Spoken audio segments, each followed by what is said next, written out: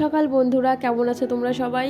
আশা করছি তোমরা সবাই খুব ভালো আছো, আর আমিও খুব ভালো আছি আর কি। মোটামুটি মনটা তেমন একটা ভালো নেই। কালকে ব্লগ শেয়ার করতে পারিনি, মানে ব্লগ করে রেখেছিলাম কিন্তু সেটা আর এডিট করতেও পারিনি আর তোমাদের সঙ্গে শেয়ার করতে পারিনি। মানে মনটা তেমন ভালো নেই। প্রায় 1-1.5 মাস বাড়ি থেকে বাইরে, মানে বাড়ির বাইরে, পুরো নিজের মতন একা একাই দিন কাটছে। মানে মাথা টাথাও আর কি সেরকম ভালো নেই। সে কীভাবে আস্তে আস্তে মনে হচ্ছে কোনো ডিপ্রেশনে চলে যাচ্ছে, এরকম মনে হচ্ছে। কেন জানি না, নানান চিন্তাভাবনা মাথার মধ্যে চলে আসে। কেন ভাবি যে কিসের জন্য এত চিন্তাভাবনা আছে, সব তো ঠিকই আছে, তবুও কেন জানি না চিন্তাভাবনা মাথার মধ্যে ঠিক চলেই আসে। সবাই তো দূর থেকে ভাবে যে না খুব ভালো আছে, সুখে আছে, কিন্তু আমরা নিজেরা জানি যে আমরা কতটা ভালো আছি। বাড়ির বাইরে থাকা যে কতটা মানে কষ্ট, যারা থাকে তারাও জানে।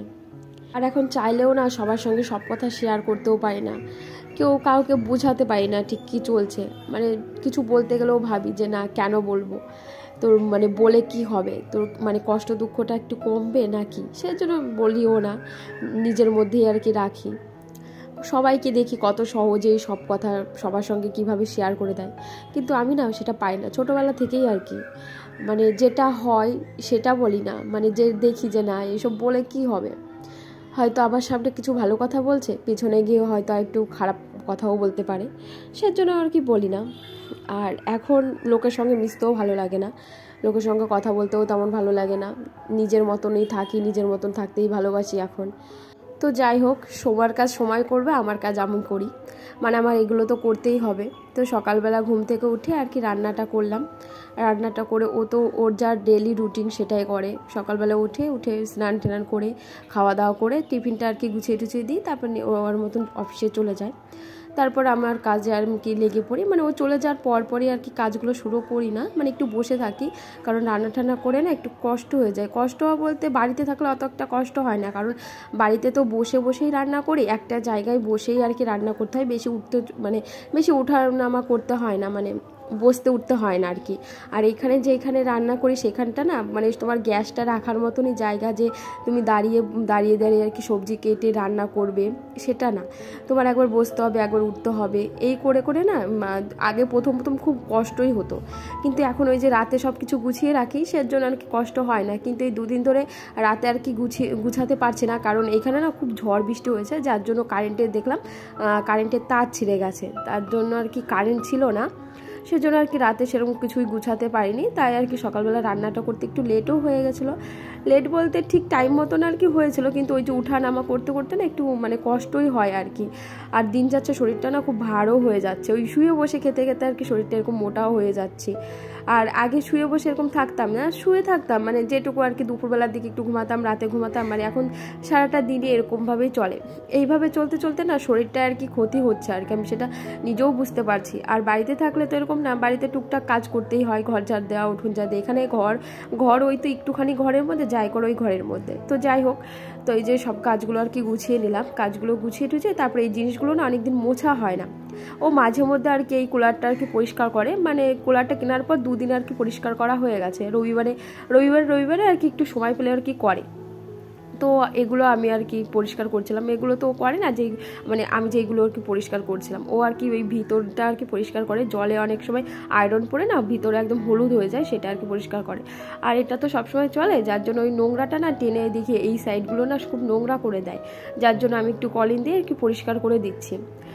আর এই ঘরের যে সমস্ত জিনিসগুলো দেখছো না, এই জিনিসগুলো একটু নোংরা হলেও না আমার খুব খারাপ লাগে দেখতে, কারণ এই জিনিসগুলো না খুব কষ্ট করে আর কি নেওয়া। এই মানে নিজের শরীরটাও এত যদি কোথাও যদি হাত কেটে গেল কিংবা কোথাও যদি একটু লাগে না, অত একটা কষ্ট হয় না। যখন এই জিনিসগুলোর কিছু একটু মানে ধরো ধাক্কা লেগে একটু ভেঙে গেল, ফেটে গেল, মানে খুব কষ্ট হয়, মানে এইরকম হয়ে গেছে। আগে রাস্তাঘাটে বেরোলে না যে এই জামাটা কিনবো, ওই জামাটা কিনবো, এখনও অবশ্যই জামা কাপড় কিনি, কিন্তু জামা কাপড় কেনার পাশাপাশি যখন রাস্তাঘাটে কিংবা কোনো মলে যখন মানে সংসারে রান্নাঘরের জিনিসপত্র দেখি না, তখন মনে হয় এটা নিই ওটা নিই। আর বেশিক্ষণ থাকলেও আমাকেও বলে যে তুমি এখান থেকে বেরিয়ে আসো, তুমি তোমার মানে বেশিক্ষণ থাকলে তুমি সব কিছুই আর কি নেবে। তো কি করব বলো, কারণ এগুলো তো ব্যবহার করতেই হবে, এগুলো লাগে। সংসার করতে গেলে যে কত কিছু লাগে অতটা ধারণা ছিল না আগে, যে মাকে দেখতাম কিনতেই তালে থাকতো, কিন্তু বুঝতাম না যে কত লাগে। সংসার এমনই জিনিস, তুমি কিনতেই থাকো, তোমার কেনার শেষ নেই, যার আর কি শেষ নেই। যতটুকু না প্রয়োজন ততটুকু না এই পর্যন্ত আর কি আছে, তবুও ইচ্ছা আছে আরও অনেক কিছু করার। প্রত্যেক মাসে মাসে চেষ্টা করি এটা ওটা কেনার, মানে প্রত্যেক মাসে মাসে আর কি কেনা হচ্ছে, এই মাসে এটা কিনছি ওই মাসে এটা কিনছি, বিয়ের পর থেকে কিনেই যাচ্ছি। তারপর তো নিজেদের হাত খরচা আছে, তারপর রুম ভাড়া আছে, এইসবের বাইরেও এগুলো আর কি কিনতে হয়। আর একটা শহরের উপর থাকা একটা কম ব্যাপার না, মাস গেলে না অনেকটা আর কি খরচা পড়ে যায়। বুঝতাম না প্রথম ওকে দেখতাম না জিনিসগুলো যখন কিনতাম, মানে প্রথম তো বুঝতাম না, তারপরে দেখতাম যে না এগুলো এখন কেন কেনে সেটা আমি এখন মানে বুঝতে পারি। আর প্রথম যখন আসতাম আমরা, যেমন গ্রামে মানে আমার মাকে দেখতাম যে আজকে রান্না করছে, কালকে কি রান্না করব সেটা ভেবে রান্না করে। আর ও বলে কি যে শহরের উপর থাকতে গেলে না পরশু দিন কী রান্না করব সেটা ভেবে রান্না করতে হয়। কারণ দেখো এটা তো আমাদের পুরোটা আর কি বাইরে থেকে কিনে খেতে হচ্ছে। যদি কোনো দিন বাই চান্স ধরো বাজারঘাট বন্ধ হয়ে গেল কিংবা কোনো সমস্যা হলো, তখন কিভাবে খাবে? সের জন্য চেষ্টা করে যে ঘরে জিনিস থাকতে জিনিস নিয়ে আসো, যে একদম শেষ হয়ে যাবে তারপর নিয়ে আসবো সেটা না। আর দেখো গ্রামে তো সেটা আর কি অসুবিধা হয় না, বাজারঘাট বন্ধ থাকলেও মনে হয় সংসার ঠিক চলেই যায়, কারণ আমাদের আশেপাশে মাঠ আছে, সেখান থেকে শাকসবজি হয়, বাড়িতেও অনেক শাকসবজি চাষ করা হয়, সেটা দিয়ে আর কি রান্নাটা ঠিক হয়েই যায়। এখানে কিন্তু সেটা না, ওই যে বুঝতে পারতাম না, এখন যেমন বুঝে যাচ্ছি। আর এখন দিন যাচ্ছে আস্তে আস্তে মানে জীবনটা কি উপলব্ধি করতে পারছি আর কি, যে যতই আমরা জীবনটা সহজভাবে নিই না কেন বা সহজ ভাবি না কেন, জীবনটা অতটা সহজ না।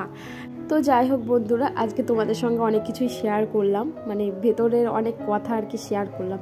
তো যাই হোক, আজকের ভিডিওটা এই পর্যন্ত। কেমন লাগলো অবশ্যই কমেন্ট করে জানিও। দেখা হচ্ছে নেক্সট ব্লগে।